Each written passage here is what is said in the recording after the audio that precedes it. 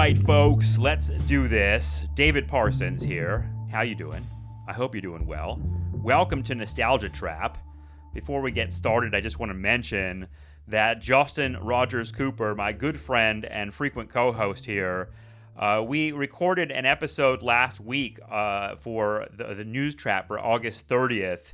It's called Eye of the Storm. You can check it out. It's on the subscriber feed. It's a conversation I'm still thinking about. We set out to sort of mark the 20-year anniversary of Hurricane Katrina. It's hard to believe it's been 20 years since Katrina and everything that came out of that. But the conversation, as always with Justin, went to places that I didn't expect as we sort of surveyed the post-Katrina world and what that really means for us. And Justin got into talking about cartels and mass migrations and angles on the Trump administration I am still considering. So if you want to check that out again, it's on the subscriber feed. I'll leave a link in the episode description. I really wonder what you all think about the 20-year anniversary of Katrina and some of the points that Justin and I make on that episode. So thanks for subscribers who are listening and engaging in that conversation. Today, I want to talk about music. Maybe a different conversation, but not totally unrelated. I'm actually taking a jazz history course this semester at the local community college. I will have more to say about the project I'm sort of thinking about as I get more into learning about jazz and learning literally how to play jazz on the jazz guitar. We'll see how far I go with that. But, you know, it's related to New Orleans, right? And like when we're talking about jazz history, we're talking about the Gulf Coast. We're talking about the history of this country, in particular, the racial history of this country. So New Orleans, I guess, has been on my mind, and so has jazz. In the last year, you may have heard me mention on this podcast, Claudia and I have been going to very regularly, pretty much every week, a local jazz club here in Ventura, California called The Grape. And this is a place that, you know, I think a lot, obviously, about, you know, coffee houses and so-called third spaces, places where people gather that in a kind of social way. And places that have particular artistic and political and social charges as physical spaces. And the Grape is just an extraordinary place here in Ventura, California. I can't believe we are lucky enough to live in a place that has a jazz club with a scene this vibrant in it. We talk about this. We'll get into the Grape a little bit more on this episode because in my jazz journey so far, I've been lucky enough to meet some really special people. And one of those people is my guest today, Monte Montgomery. He is a jazz player, multi-instrumentalist, musician, a guy with a really incredible history in the world of music, and he tells that history in the episode today. This conversation was really fun. Every Tuesday when I go to the Grape to see the happy hour and then what is called the Gratitude Jazz Jam, I'm there for hours. And Monte Montgomery is a big part of that evening because he plays as sort of the band leader for the happy hour section of that evening. And then at the Gratitude Jazz Jam, he's always up on stage playing guitar or piano or bass or drums. I've seen him play it all. I primarily think of Monte as a piano player, but actually in this conversation, I learned that he started on the guitar. And this is just a really fun interview for me because I got to learn Monte's story. He's basically the person that I've been sort of in awe of watching at the Grape for nearly a year now. And I finally got to sit down with him and hear where he came from, how he learned music, and how jazz became a part of his life. So this was super fun. I hope you enjoy learning about Monte Montgomery as much as I did. And if you are in the Ventura County region, go check out The Grape. Not just on Tuesday nights. They have shows all the time. Really quite a place. And having lived in New York City for years and years and not really experiencing a whole lot of jazz clubs. I mean, I went to a few. It's just sort of a real treat for me and Claudia to be able to go to a place like the Grape here in Ventura. So this was fun. I hope you enjoy it. Speaking of music, before we go, I just want to remind you I am doing another music podcast called 120 Months, all about 90s music. Me and my friend John Lombardo are listening to albums from each month of the 1990s, from January 1990 to December 1999. I'm having a lot of fun doing that, and it's a great, I think, angle on the idea of nostalgia, particularly for me and John, who were younger, obviously, in the 90s, and have a lot of personal memories tied up with that era of music. So we're untangling all of that and also listening to a lot of really great music. So go check that out if you're interested. I'm putting some links in the episode description so you can check that stuff out too. All right, without further ado, let's get to the main event today. Hope you enjoyed this conversation. Here is me talking with Monte Montgomery.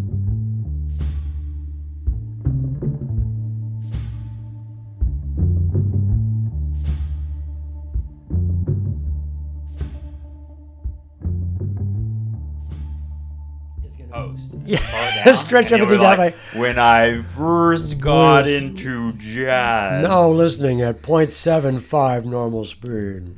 Well, one of the things that I wanted to ask you about, I couldn't find the book. I was looking for it. It's one of my favorite books because I heard you doing Steely Dan at the Grape. Mm-hmm.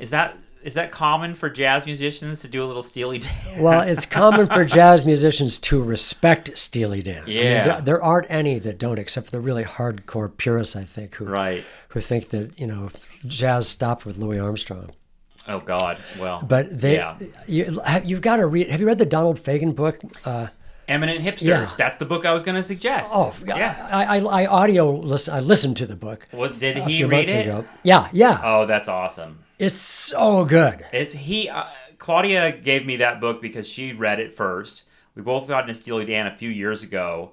During pandemic, there was a weird Steely Dan renaissance online. I think younger people were getting into Steely Dan. Mm-hmm. And we were among the people that I had never really listened to them carefully. I'd heard some of their radio hits and things like that, but then just got really, really pilled by Steely Dan. She read that book, she gave it to me, and we were both like, we wish Donald Fagen would write more. He's such a good writer. He's a damn good writer. Yeah.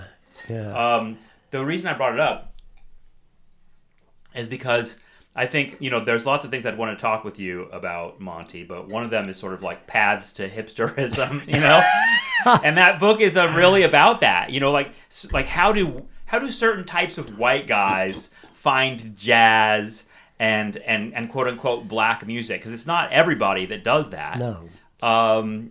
Before we get started, maybe I can just tell you my story really quickly. Yeah. Because I was in my 20s in graduate school in New York City. I got super into reading the beat literature, like Allen Ginsberg and Jack Kerouac and William S. Burroughs and Diane DePrima and Amiri Baraka and a million others. And they all were mentioning jazz musicians all the time. And I felt like, I should know this. Like, I don't know this music at all. Specifically like Miles Davis, Thelonious Monk, John Coltrane, those types of figures. So I started, this is very modern, but I started like looking them up on like YouTube and LimeWire, which is like downloading, pieces of this music. And so that was the first that I really got into listening to jazz. And I've been listening to it ever since. And that was, 25 years ago. So that was my path. I think that's a pretty common one for guys my age, because the beat literature was around in the 90s and 2000s. Like, people were into Kerouac and On the Road. Yeah. So I'm wondering, I think you're just a couple years older than me, Monte. Yeah, I'm 68. Okay. So you were born 1957. Yep. And Donald Fagen's older than that. Donald Fagen was, in his book, he was writing about remembering the 50s. It seems like you probably don't remember the 50s. Yeah, I think he's probably 75, 76, 77, maybe older. So how did you first find that type of music? Well, it's been a weird, elliptical, indirect trip. Yeah. And in fact, I'm only just getting to the point now that I can actually play jazz pretty competently. Like I had a gig yesterday in Santa Barbara, and a couple of times I thought, hey, that sounded like real jazz, But there were a lot of stops along the way, and you're right, a lot of it did have to do with cultural stuff, with specifically with black culture. Yeah. So, and believe it or not, my first introduction to the hipster scene was also through a book. And it was through the autobiography of Malcolm X. Interesting. Which, Alex Haley wrote most of that. Yeah. And it's like 3 or 4 chapters in. I still remember the first sentence in the chapter. He's hanging out with this guy named Shorty. And he says, Shorty would take me to groovy, frantic scenes in different cats and chicks pads where, with the lights and juke down mellow, everybody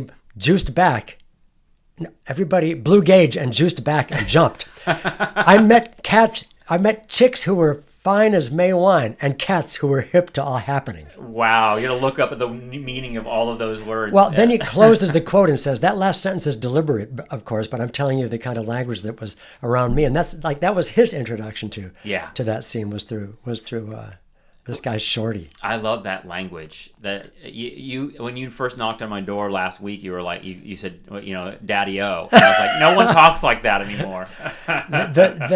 I didn't either until I started hanging out with and playing with jazz musicians. So about the same time, my mom was a piano teacher. We had a really nice Steinway in the living room. So it was just fun to play because it sounded good. And I would just mess around on it. Mm-hmm. My dad was a physicist, so we knew nothing about music and never did learn anything except how the physics of it work, which is also interesting. I was going to say, physics does seem like it encounters he had a good music. mind, but not a good ear. So when I was about 9, my brother, I guess, was 13. He became the bass player in a garage band. They weren't called garage bands, but they all practiced in the garage. And so I was always hanging around with him and older kids because I just wanted to be cool, Mm-hmm. And he was the bass player in this band, and I would like listen through the garage door because they kicked me out if I went in there to the rehearsal. He was always trying to get rid of me. And when he would leave the house, I would sneak into his room, and I'd learn all of his bass parts. And pretty soon, I had him down, So he caught me one time, and he put a lock on the door, and then I learned how to pick the lock.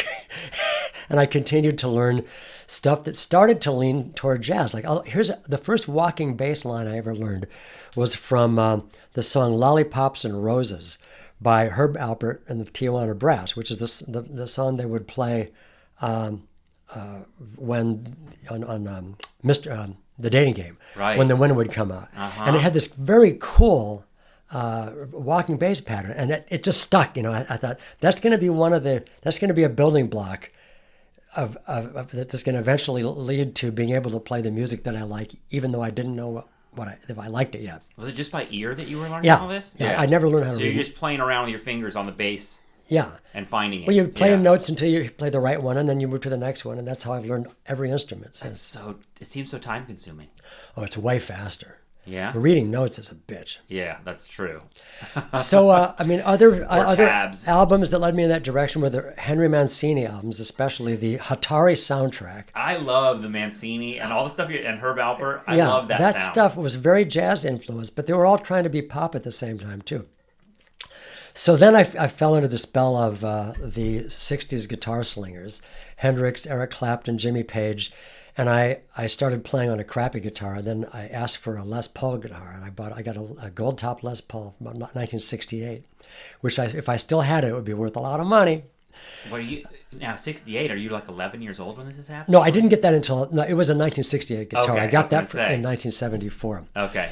So then I got into a rock and roll band called Tommy P. and the Rinky Dinks, which was an American Graffiti soundtrack cover band.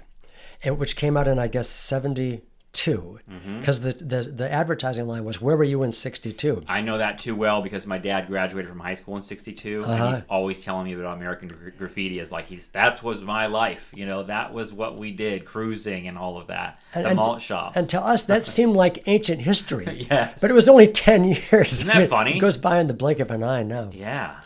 So now I'm getting to the really cultural part. My high school had one black dude in it. A guy with the hilariously stereotypical name of Jim Washington. Perfect. And he was a great guy. He was the star of the track team and the football team, but it was such a hip school that they made him prom king.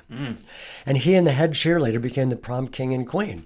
And that was like the only black person I had met in my whole life.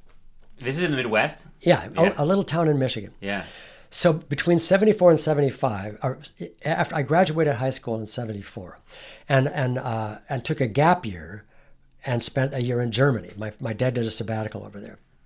So I thought I had long blonde hair growing out. I knew all these rock tunes. The Allman Brothers, I could play all of Dickie Betts's and Dwayne's parts. I was really getting pretty good on the guitar. I said, I just got to find myself some Germans to play some rock and roll because they must be into American music. So I couldn't find anybody. Now my mom was a dance teacher. She was big in the modern dance world back in the 30s and 40s. She knew Martha Graham and all those cats. Mm-hmm. And so she was teaching classes at the local American Army base. And I went and took a class from her one day, and I felt these vibrations coming up through the floor, which used to be in like German Army barracks, Mm-hmm. And so I thought, what the hell is that? I went down in the basement, and there were 6 black guys, all in their mid-20s. I was 17, and they were playing a Stevie Wonder tune. And I sort of knew it I knew his early stuff from like Fingertips and all that, but I wasn't really keeping up with him. And I counted the guys, and I noticed there was no guitar player. And they said, come on in, man, jam with us. And I said, well, I don't have a guitar. I got it. It's at home. He said, come back tomorrow. So I came back tomorrow. They signed me up on the spot, and I spent the next 9 months about playing with this band of black Army servicemen from all over the country. Wow. And touring around Germany in a white van. So you performed with them? Oh, yeah. Yeah. Yeah, I was their guitar player. For a while, they called it Minority Plus One. That's amazing. Did your parents, where were they? Oh, they were totally into it. Yeah. She was giving the guys modern dance lessons. So you just went on the road with these guys? Yeah. So and then by the time I got back, I was completely in the R&B world, and I became a maniac maniacal fan of Earth, Wind and Fire, Tower of Power, Rufus, the Brothers Johnson, Shaka Khan. So they Stevie. weren't playing Allman Brothers? No. We did one song by them at my insistence, which was Memories of Elizabeth Reed. Interesting. That was the only one. Yeah. Wow. So that's I think a lot about sort of the way that the military sometimes creates ironic cultural consequences. Yeah. And that seems like one of them here. It was sheer dumb luck. I mean, Yeah. I don't know if I ever would have gone down that road, which again, I really am getting back to your original question of how did this lead to jazz? So now, I mean, again, that music was all jazz influenced. It had extended chords of, sevenths and ninths and sharp 11ths and all that stuff. And I in order to play with other musicians, we didn't have charts, but you had to know theory. So if they'd say, no, it goes to a C minor seventh there, not a C major seventh, I'd say, okay, and I'd play this note. They go, no, it's like down a fret. And They would just show you. And that's how I learned theory, was from playing with other guys, because if you didn't, you wouldn't get gigs. And I use it all the time now. It's funny because it's like a certain kind of theory. It seems like it's like a working theory. You know what I mean? Yeah, like it's practical. funny. They call it ought to be called music practice, not music theory. Yeah.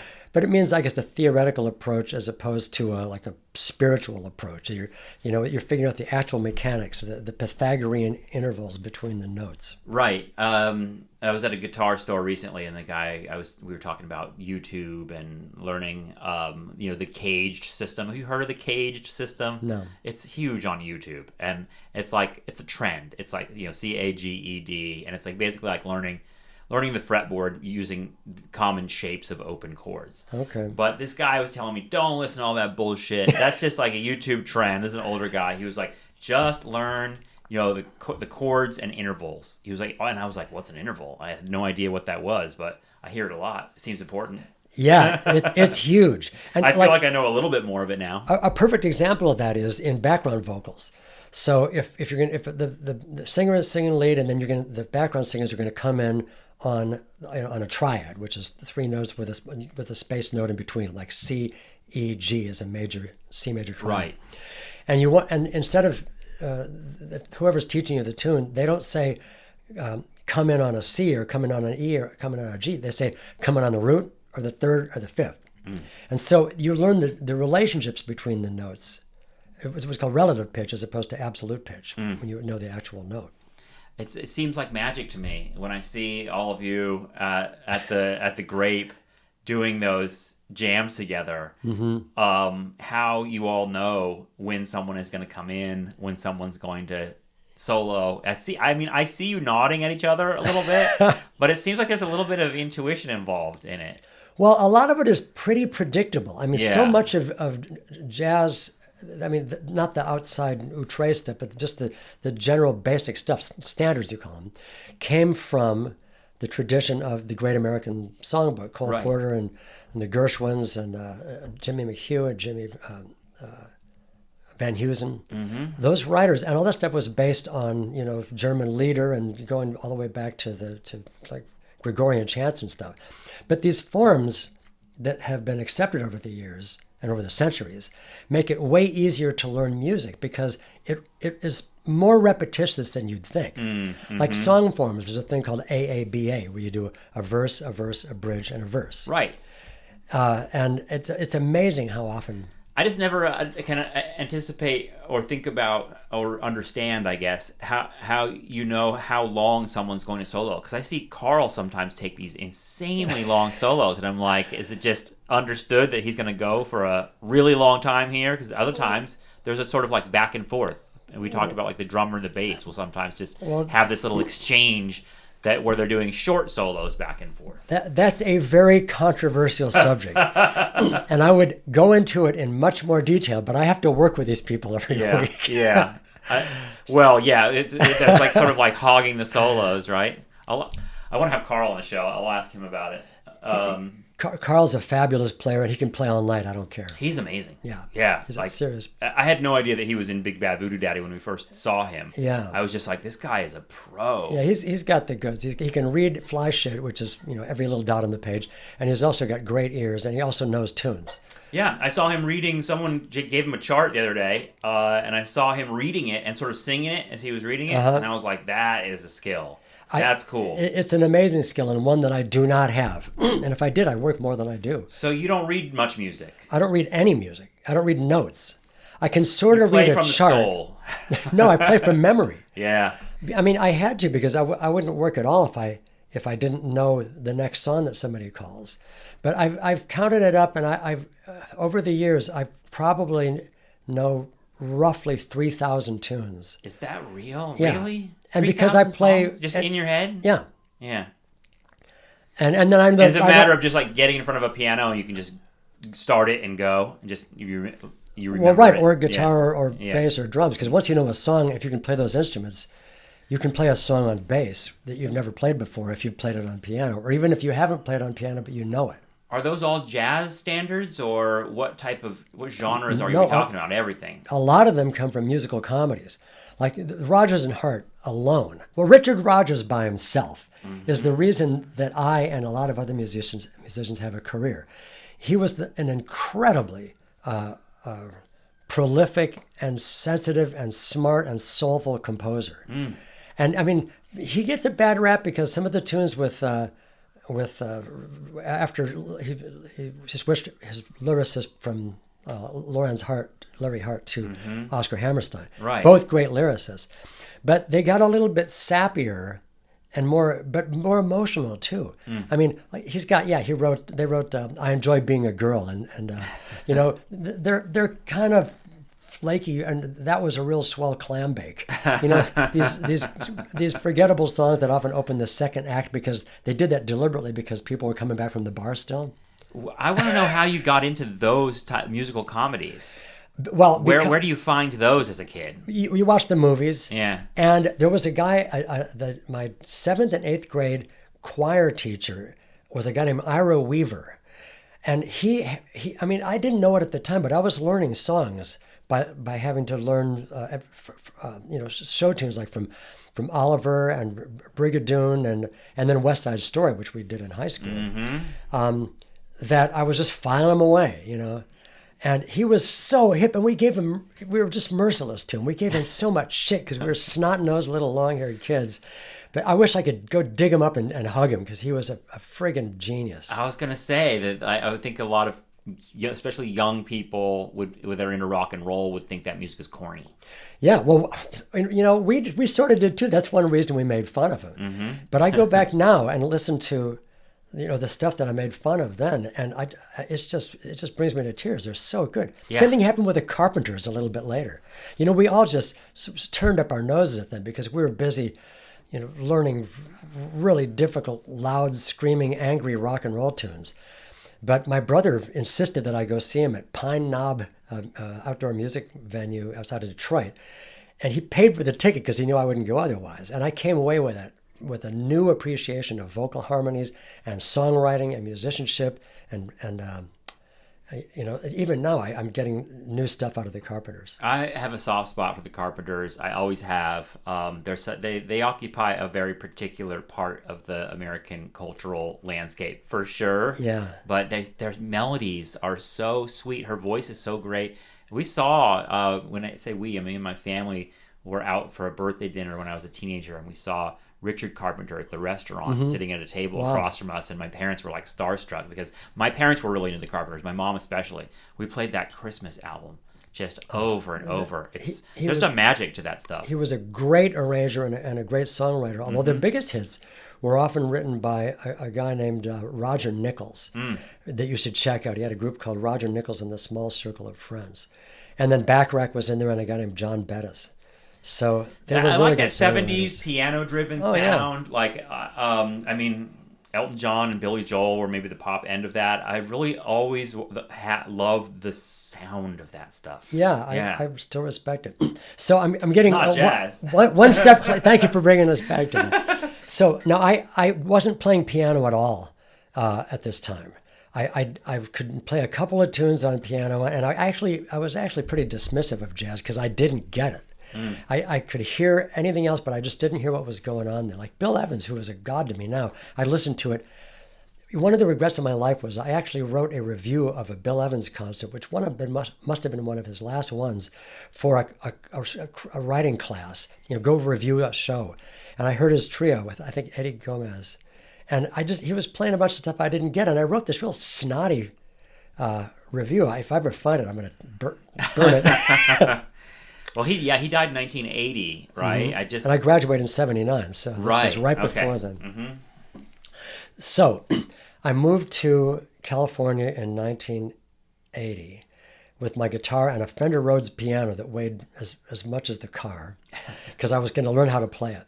And I dicked around with it for a while, and I never got very good at it. Then my wife Clara and I was my writing partner, and I wrote a couple of screenplays that sold, and we had enough money to move up out of town. So we bought a house up in Crestline, California, which is next to Lake Arrowhead. And we immediately couldn't get arrested, and we couldn't sell a script anywhere because we'd only had like a couple of sales. And now we started to miss meetings because we get snowed in, and we were completely broke. You retired too early. Right. I made my move too soon, and that is the classic tune. So I thought, well, I'll become a jazz pianist. And I ran into a guy named Kim Hutchcroft, who was in the Sea Wind Horns, and all of your woodwind and brass fans will know who these guys are. They had the second, or probably a horn section, a brass section that rivaled Tower of Power. They're on all the Michael Jackson songs, all the Quincy Jones songs, all the Rufus songs. They're just fantastic players. And this guy, Kim, I knew his name from the albums, and he was doing a concert up there, like a little kid's concert. And I said, hey, are you the guy from Seawind? He said, yeah. I said, well, you want to play some jazz tunes? He said, sure. I said, well, I know about 6. So he came over to my house, and I learned those damn things because I didn't want this guy to kick me to the curb. Right. And I got through him, and he said, okay, learn these 6 next, and then learn these 6. And before I knew it, he and I started working as a duo. I never got anywhere near his level of musicianship, but I was playing the stuff now. And when you say this stuff, that's what I'm curious about. Like, were you listening to a lot of jazz at this point? No. I feel like 1980, early 80s was not a hot time for jazz. Maybe jazz musicians, but not in the culture. No, it was kind of over. I mean, people were university radio is where jazz is. Yeah, really. Yeah. And it still had the reputation of being a bunch of irrelevant hipsters that that would go to coffee house. Like it was still a leftover style from the 50s with pork pie hats and staying up all night. And well, I just read this book that's fantastic by James Kaplan. It's called 3 Shades of Blue. I think it's called Three Shades of Blue. Good title. Yeah, and it's about the making of What Kind of Blue. And it talks about that sort of idea that jazz had an apex between he dates it like between 1942 and like 1969. He's basically like it's like this almost like 25-year period where it's like really like the high art of it, and the appreciation in the culture too. Because by the end of the 60s, it feels like it's old hat.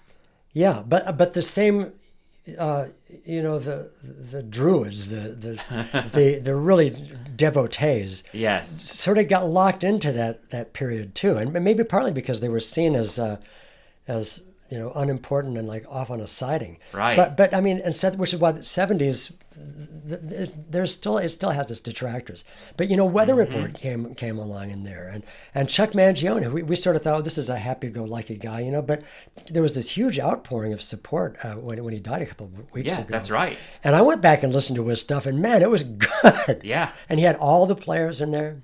Well, I mean, I appreciate all the like bop stuff of that era, and I think because I told you I got into it through the beat literature, I listened to what they thought was cool. Yeah. But then I really like Bitches Brew and the Herbie Hancock Watermelon Man stuff, like when it starts to go in with funk a little bit in the 70s. I dig that sound, but I know that a lot of jazz purists don't. Yeah, but Herbie, well, everybody loves Herbie. Nobody will ever say a bad thing about Herbie Hancock or Bill Evans, really.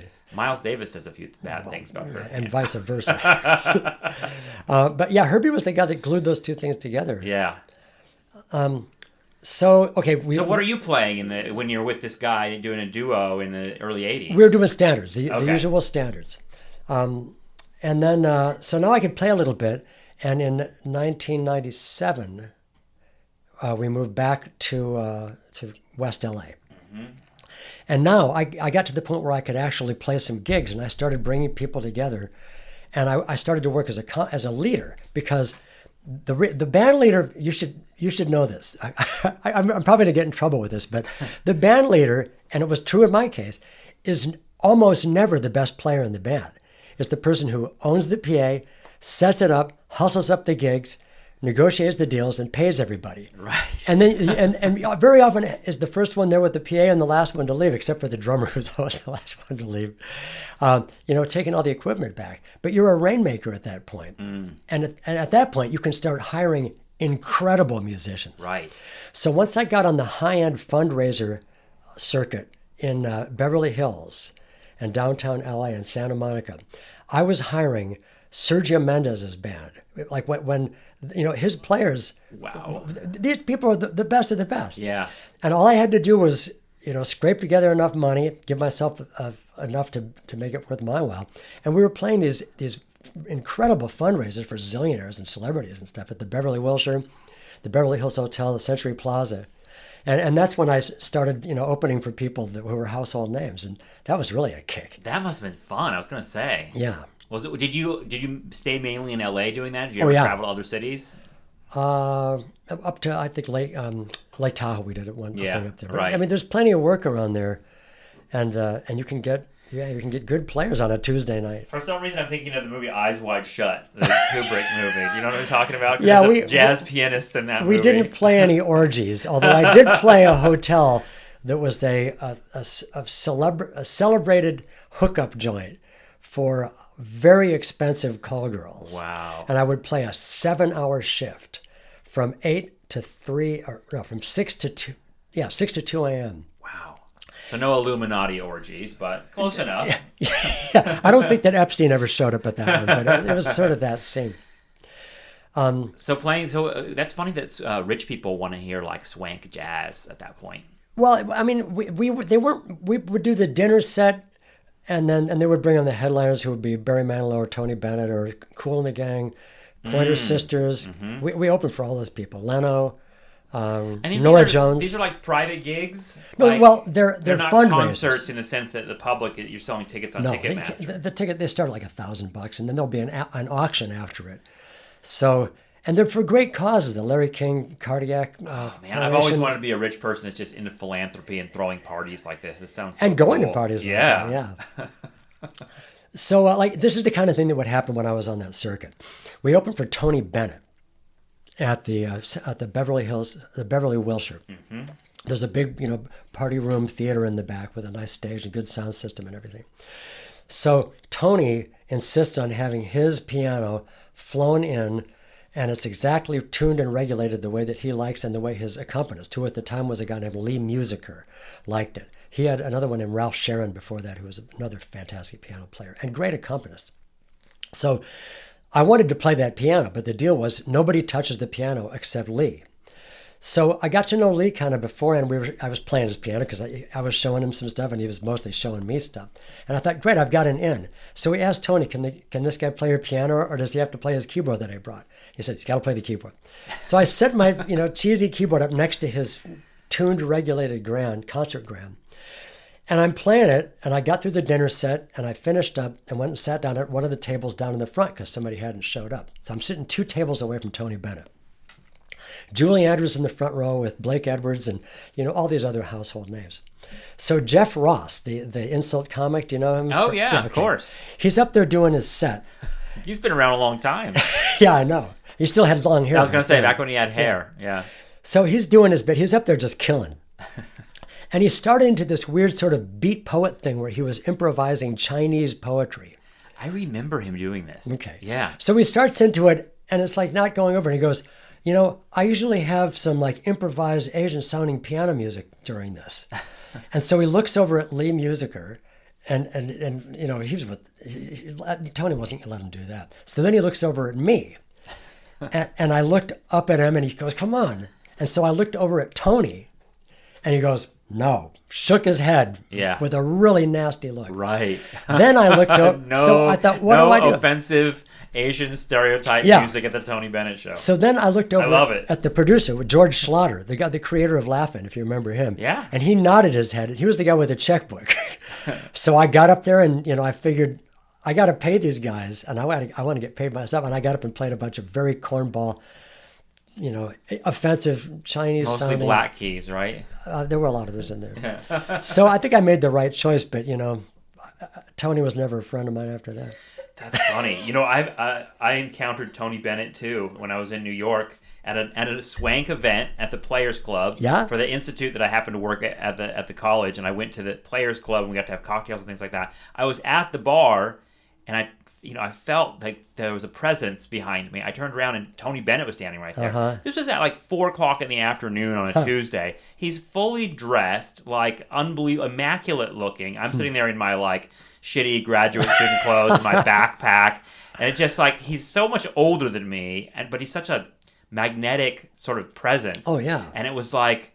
And people were saying, yeah, Tony comes in and has a drink at the Players Club often before he goes and performs, Wow. And I thought, wow. I felt so ashamed to be in his presence. Well, he puts on his tuxedo pants one leg at a time like everybody else. Yeah, I guess so. Yeah. So we're in the late 90s here in LA. You're gigging regularly. Yeah. Screenwriting still? Yeah. I mean, we were still writing. We wrote a couple of musicals, one of which was optioned by David Geffen, but never quite made it to Broadway. Cool. And we got some scripts optioned. As a result, I wasn't playing that much music during that period. I mean, I've been playing music for money for 51 years, but there were stretches when I would play 3 gigs a year or no gigs a year. I was doing other stuff. The next thing that happened was we got involved with some black gospel choirs. Wow. And we were the only white people in it. My wife and I. This is a running theme. Yeah. And now it's Latinos. I play with a bunch of Latino dudes. Yeah. I mean, there are lots of good white musicians too. Sure. I hope so.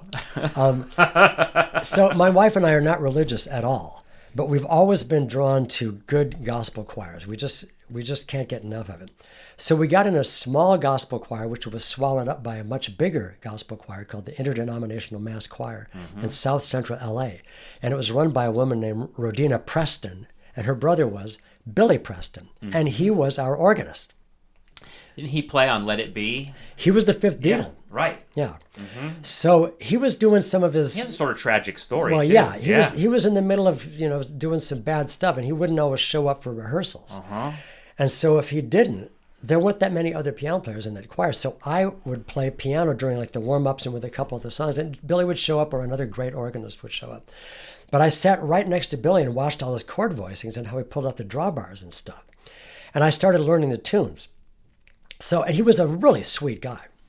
So now it comes up to the Easter sunrise service at the Hollywood Bowl. And Billy was being like really flaky at this point. So I made a point of finding the set list and learning the organ parts on the 5 songs we were going to do in case he didn't show up. And he didn't. So like 10 minutes before we were going to go on, Rodina came, knocked on my car window. I was taking a nap in the car. It was like 5 o'clock in the morning. And said, get up, you got to sub for Billy. And that's how I came to sub for Billy Preston at the Hollywood Bowl. Oh my God. That's amazing. You know what? I wondered, because I wanted to ask you this about jazz musicians in general. Like, how flaky are they? Because, you know... Are you kidding? Yeah, I mean, I was just reading that book, and, you know, it starts out, of course, with the Charlie Parker being, like, the one that got all these other guys into the next generation in. But he was just a wreck, obviously, and rarely showed up for the gigs. And when he did, he didn't pay people. He stole from people. I mean, Miles Davis has a lot of nasty things to say about Charlie Parker. But it feels like, I don't know, there's sort of jazz music. I guess I'm thinking about the intersection of jazz music and jazz musicians and bohemian culture and sort of drug culture and sort of that slacker thing. That's a big part of it because, you know, no matter how mainstream you get, you still you want to be a rebel and you want to break the rules, that's what improvisation is. You do not play the notes that somebody else wrote. You stay within the form. But inside that, you're free to do whatever you want. It's sort of like a sonnet, you know. It's got to be 14, is it 14? Yeah, lines, in iambic pentameter. And there are a couple of rhyme schemes. But inside that, you can do whatever the hell you want. Right. Which is why I like sonnets better than, you know, free verse and blank verse. And I like jazz that plays over changes better than stuff that's wild improvisation. That's interesting. Because, when Ornette Coleman comes in and starts doing these like no chord things and like just playing, a lot of jazz purists are like, the structure is really important. Even though the improvisation is obviously important, so is the structure. Right? Yeah. Like it's like almost like, what can you do within this frame? It's interesting because it does have a fence. Well, there's actually a term for that. When you're soloing, you can play inside or outside. Right. And inside means that the notes are at least, I mean, you play as if you know what chord you're playing against, or with, is more accurately. Now, that can kind of get boring, and so you start playing out. And a lot of outplaying is you would get lost. Yeah. And then, as my one-time piano teacher, Claire Fisher, said to me, when you're playing out and you're lost, don't worry, you'll get back when you can.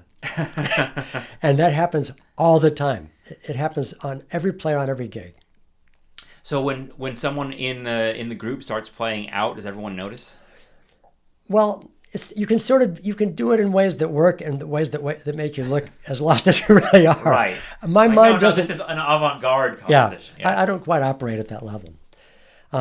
But you know, with Monk, I came to him really late in life because he operates. Bill Evans was the first person that I didn't understand, and so I was kind of contemptuous of him. I can't believe I said that. But once I got it, I love Bill Evans. He's a god to all piano players.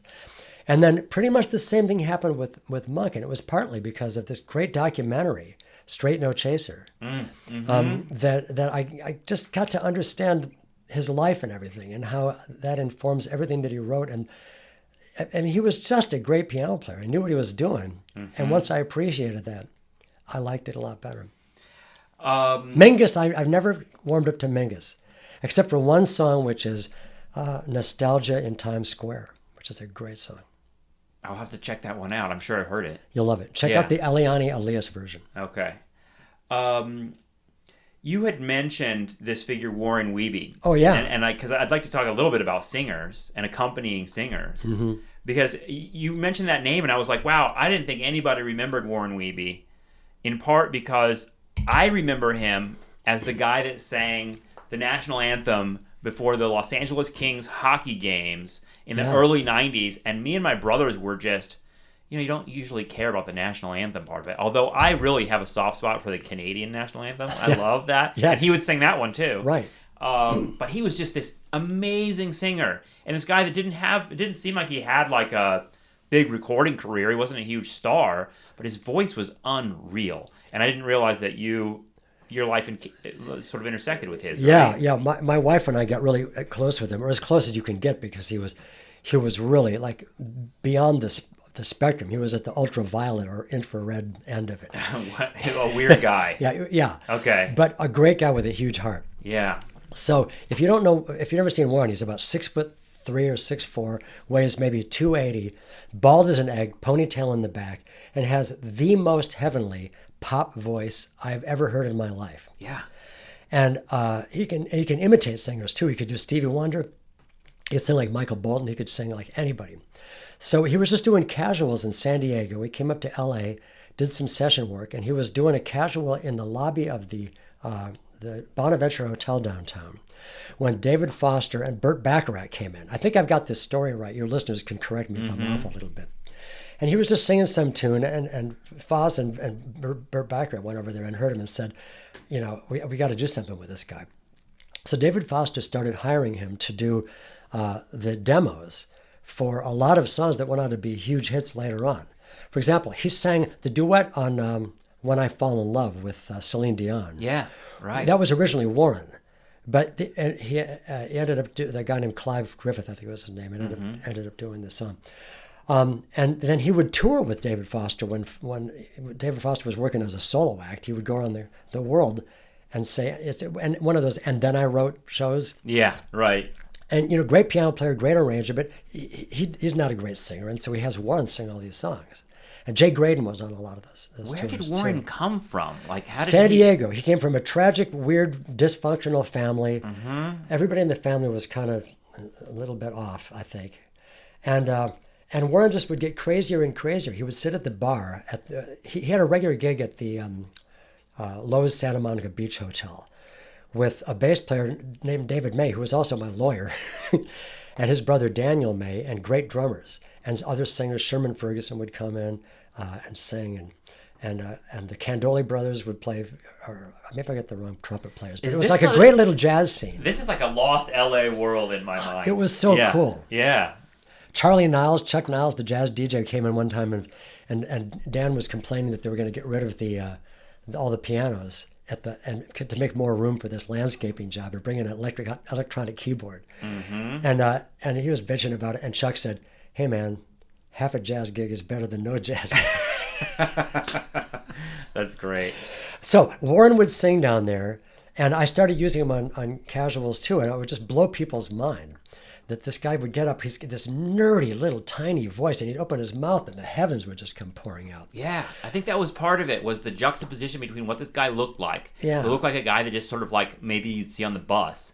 Or or homeless. Right, I mean, yeah. And he would sing, and you'd be like, holy shit, this guy sounds like beyond pro. I mean, we were always marveling at, like, why isn't this guy a huge star? Well, I mean, considering how odd his demeanor and his look and everything was, he did pretty well. I mean, he played all sorts of exclusive private parties all over the world. You get flown on jets and stuff. He's got kind of like a Christopher Cross thing going on. Yeah. Yeah. And I was actually there. I actually introduced him to Stevie Wonder. Can I hear that? I'll tell you really quick. Yeah, please. It was at the Lowe's. I want to hear your Stevie Wonder tales. It was at the Lowe's. And upstairs in the banquet rooms, there was a press junket for Stevie up there. And I recognized a guy that worked at Motown and said, "Hey, this guy is a really good singer, and he can sing just like Stevie." I remembered him I worked at Motown for a few months. And I said, you should bring him up and have him meet Stevie. So we went up the elevator, and he was up there. There's a piano in the room, and Stevie was holding court, And his name was Miller or something. Brought Warren over and said, "Hey, this guy's Warren Wiebe. Everybody says he sings just like you. He sings something for you?" And Steve goes, "Yeah, man, have him sing something." So I went over to the piano, and I said, "Warren, what do you want to sing?" And he said, "Well, can you do There's a Place in the Sun?" And that's one of the few Stevie Wonder tunes I don't really know.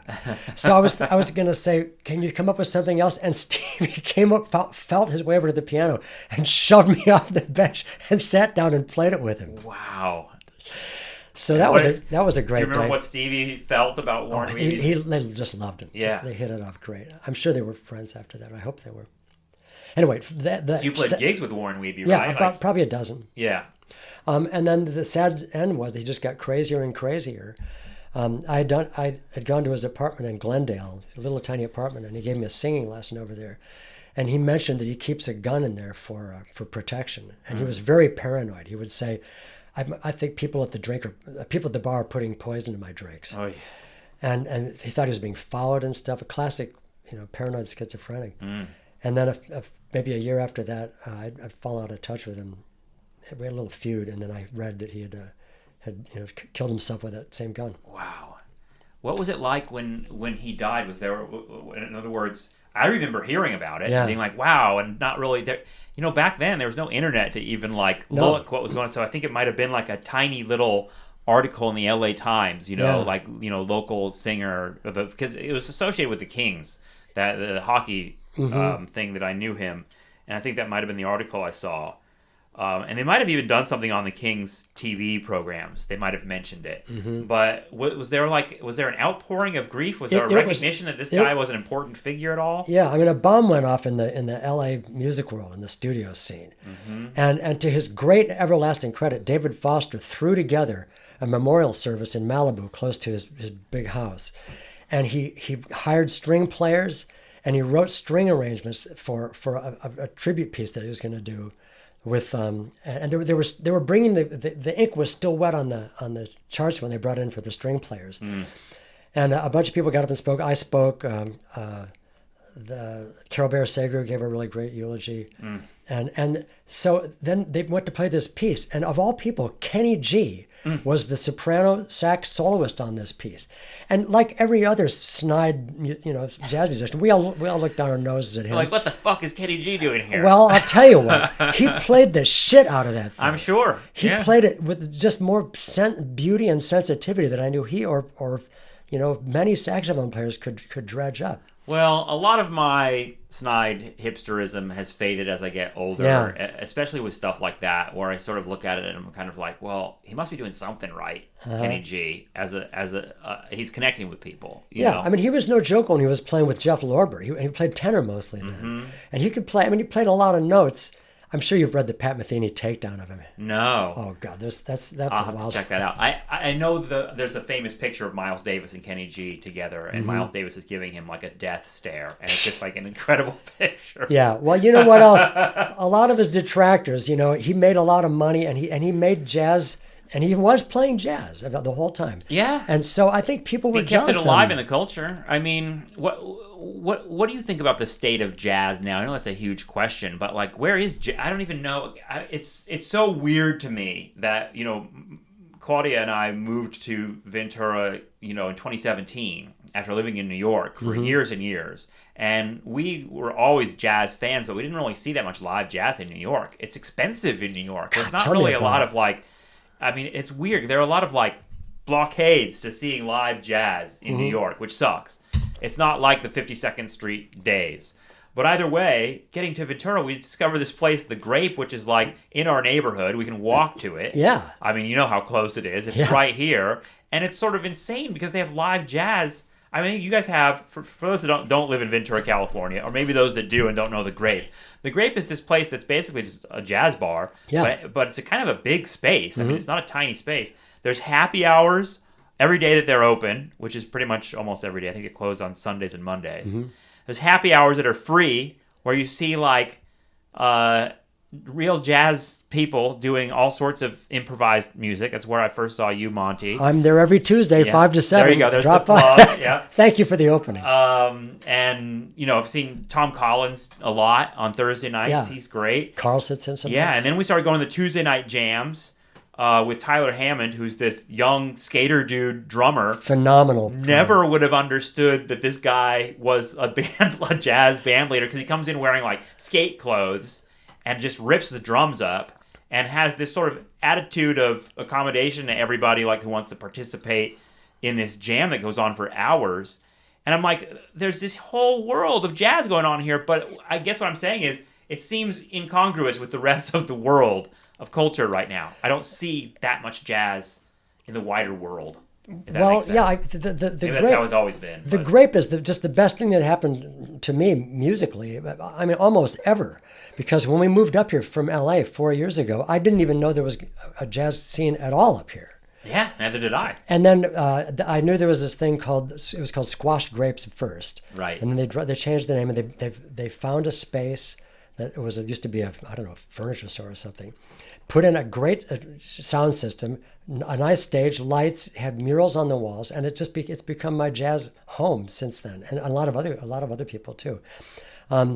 Getting back to Tyler for a second, Yeah. did he tell you about his week in New York a few months ago? No, I know that. Yeah, I remember he went to New York, and I follow him on Instagram, Yeah. so I saw some of his reels and stuff on there. Yeah. But So no, Tyler, I didn't hear that. Tyler, he lined up some gigs all in Manhattan, maybe out in Brooklyn, and he to get around, he got his biggest skateboard, and he found a drum set. He put together he hand assembled a drum set that was so small that he could put it on the skateboard, and he spent a week going around from gig to gig on a skateboard in Manhattan. Unbelievable.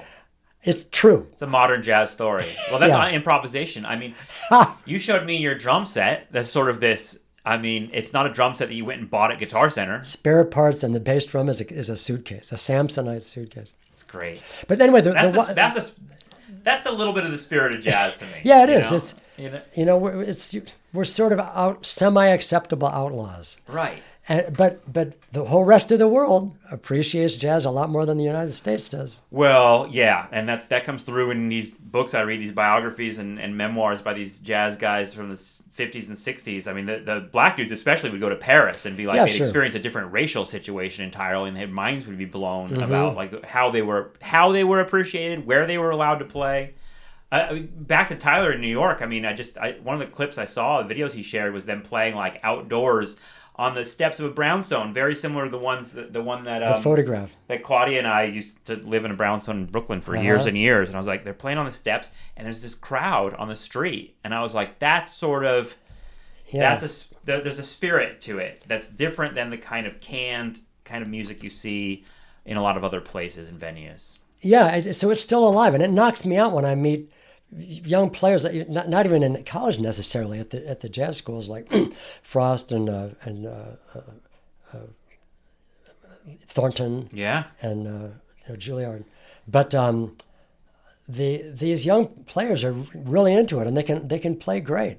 Well, I mean, I'm Fundi Lejean at Ventura College.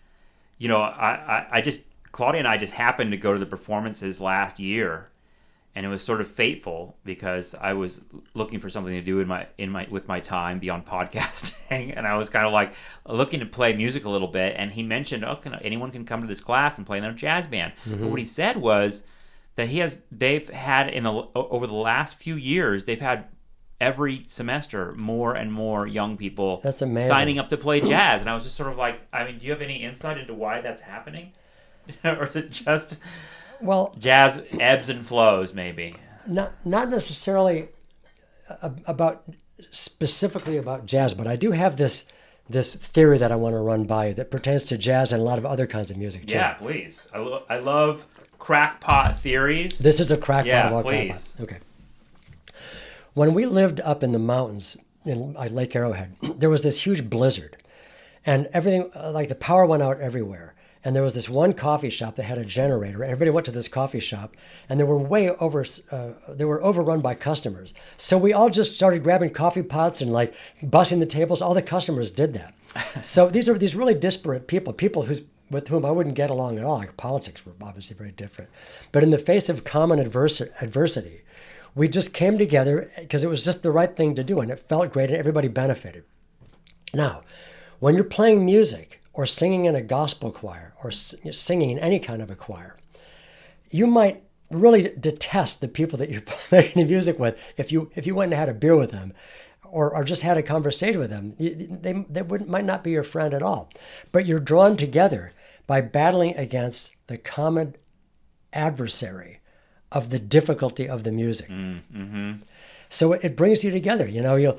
I'll be playing bass with a really good piano player who's way better than me, and he or she will like sort of screw up on some very difficult passage they're trying to do, and I feel their pain. I go, I couldn't do what you just did, but yeah, you screwed up just how it, It's a job to do together. It's a job to do. Yeah. Yeah. That makes sense. I think that if I would add my own crackpot theory on top of that, it's there. It does feel like, especially among younger people, there is a longing even for a time that they don't even remember, which is a more maybe less connected time digitally. There is an interest in analog culture. Young people are trying to get away from their phones and trying to do things that are in the real world, especially the ones that were young during the pandemic and had to miss out on a lot of experiences like you're talking about, where you're in a room together and you have to do something together with people.